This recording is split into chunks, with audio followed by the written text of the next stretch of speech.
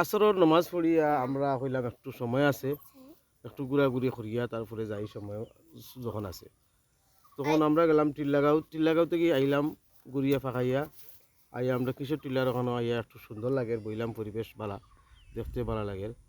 তো ইয়াসির রোজা, তাই রোজা রাখছই, তান অনেক কয়েকটা রোজা রাখছেন, প্রায় 9টা আজকে, 9টা তান রোজা হয়ে যাব। আর তাই ইসরা ইসরা তাইন আবার তাইন রোজা রাখছই না, তাই প্ল্যান করুন ঠিকু উঠইন, উঠার পরে তাইন আবার সকালে উঠিয়া মজা খাইয়া তান রোজা নষ্ট হইলেন। তো এবার তার ইচ্ছা আছে তার রোজা রাখার, তো তার বয়স হোক, আগামীতে তুমি 2টা 3টা করে রাখবা রোজা, বুঝছো নি? ঠিক আছে নি? ওকে। আর আপনারা সবাই ভালো থাকবা, রোজা মাইয়া দিন, বেশি আর কিছু কইলাম না।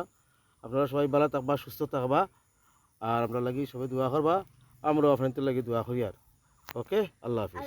আল্লাহ হাফিজ। হ্যাঁ, ও ভিডিওটা তোরা লাইক কমেন্ট করবা। কেমন করবা, আর আমরা সাথে থাকবা সবসময়। আসসালামু আলাইকুম। আসসালামু আলাইকুম।